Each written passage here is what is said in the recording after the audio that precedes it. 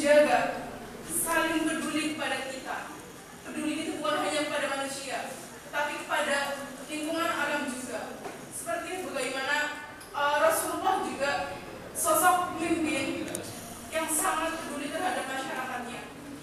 Maka dari itu, kita sebagai generasi bangsa, kita juga harus menjadi sosok generasi yang senantiasa peduli terhadap lingkungan, masyarakat, dan tentunya lingkungan alam ini. Jadi begini, bagaimana jika kepedulian generasi bangsa kita mulai pudar, apa yang akan terjadi pada negara ini? Akankah negara ini bisa sejahtera, aman, dan tentram?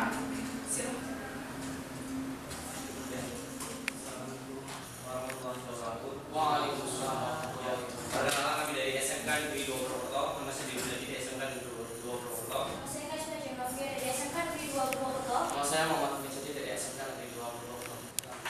Ya, kepedulian terhadap sesama sesuai dengan Quran surat At-Tin ayat 4 yang berbunyi, Laqad khalaqnal insana fi ahsani taqwim, yang artinya bahwa bukankah manusia telah diciptakan dalam bentuk yang sempurna, yang paling sebaik-baiknya, tetapi Allah juga berfirman dalam Quran surat Al-Alaq ayat 6, karena innal insana la yatgha, manusia telah melampaui batas. Bahkan sudah ada ketetapan bahwa manusia telah memiliki hak asasi manusia tertera pada pasal 28A sampai 28J, 29 sampai 30 hingga dari pasal 1 sampai 49 ada makna HAM atau hak asasi manusia. Tetapi dengan sifat individual kita, manusia bukan hanya makhluk sosial, tapi manusia juga makhluk individual, di mana kita memerlukan diri sendiri untuk maju dan berkembang. Jadi, apabila kita masih terpaku dalam kepedulian, dalam konteks kita masih memiliki rasa kepada teman kita, walaupun itu ada hukum. Karena sesuai dengan pasal 1 ayat 3 bahwa negara Indonesia ialah negara hukum. Jadi menurut saya kepedulian terhadap sesama perlu dikesampingkan sedikit. Karena di era modern ini, siapa yang cepat dia dapat, siapa yang kuat dia dapat bertahan. Dan dengan kepedulian inilah kita menjadi negara yang lemah. Apabila kita mengedepankan profesionalisme dan komunikatifme dalam setiap pergaulan, maka kita akan menjadi negara yang maju. Lalu pada visi misi Indonesia tahun 2020 pada TAP MPR nomor 7 tahun 2001 dituliskan berbagai macam pendidikan karakter yang diperlukan untuk kemajuan bangsa Indonesia pada tahun 2020.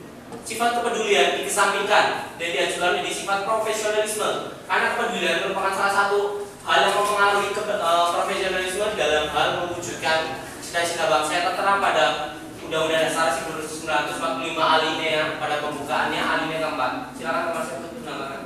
Ya, terlebih lagi, manusia memang makhluk sosial, tetapi dalam kesosialan itu mereka adalah sejatinya makhluk individu. Bukankah mereka harus bersaing dalam kehidupan ini? Dan untuk cobaan seperti yang argumen yang telah dilontarkan, cobaan adalah tentang hablum minallah, bukan tentang hablum minanas seperti itu. Dan terlebih lagi manusia adalah makhluk yang sempurna. Bukankah mereka harus berpikir untuk bisa survive atau bertahan hidup? Dan mereka harus mandiri bagaimana dia mempertahankan dirinya sendiri. Dan terlebih lagi tentang kepedulian yang telah diabaikan, memang akan melancarkan jalannya suatu profesionalitas, dan itu merupakan suatu realita. Dan apabila ada berargumen bahwa di dalam negeri ini nilai-nilai kepedulian telah dikesampingkan, bukankah negeri ini akan menjadi sesuatu yang buruk maupun tertinggal? Itu salah. Karena apa? Karena itu suatu realita yang akan menjadikan cambuk bagi kita, bagi diri kita sendiri, agar bisa mampu bersaing dengan individu-individu lain. Terlebih lagi, bukannya neoliberalisme tidak terlalu tertinggal, dan justru itu akan menjadikan kita lebih maju dari sebelumnya. Dan bukankah manusia harus menjadi suatu makhluk yang idealis untuk mempertahankan dirinya dan mengembangkan cita-citanya sebagaimana yang tertera pada pasal 28A hingga 28J Undang-Undang Dasar 1945. Terima kasih. Pada dasarnya perbedaan terhadap manusia pada zaman globalisasi telah pudar. Seperti hadis Rasulullah, yaitu tak salah kasus salama bainakum. Karena apa? Mereka itu tidak, pada zaman sekarang itu mereka tidak peduli terhadap sesama, karena adanya terjerumus oleh arus globalisasi. Dan juga hadis tentang senyum, tabasmuka fi wajhika la ahika minasodaqah. Senyum itu bagi saudaramu adalah saudara. Tetapi pada zaman sekarang mereka itu tidak peduli terhadap sesama. Mereka acuh tak acuh. saling memalingkan luka seperti itu. Terima kasih. Ya, dari kepedulian itu timbullah rasa di mana proporsionalitas itu tidak pada tempatnya. Manusia memberikan kepedulian terlalu lebih kepada manusia lain hingga akhirnya manusia itu mendapatkan sifat manja. Lalu pada kutipan film City of God, di mana seorang presiden terlalu peduli terhadap rakyatnya, tidak mementingkan kepentingan bersama dan mewujudkan profesionalisme, maka negara itu akan hancur, seperti pada film City of God. Lalu pada Al-Baqarah ayat 256 dan Quran surat Al-Hajj pada ayat 67 yang membuktikan bahwa toleransi, di mana kita sudah diberikan toleransi, kepedulian hanya pada proporsionalis saja, tidak perlu kepedulian yang terlalu berlebihan. Lalu pada Quran surat Al-Hud ayat 118 yang mengartikan bahwa Allah itu menghendaki apabila kita bersatu, kita saling mempedulikan orang lain dan kita bisa juga berselisih pendapat. Artinya Allah memberikan keluasan kepada kita. Apakah kita mampu untuk menjaga diri kita atau kita mampu untuk peduli terhadap orang lain? Lalu pada Quran surat Al-Asr ayat yang artinya ialah saling menasihati dalam hal kebenaran dan saling menasihati dalam hal kesabaran.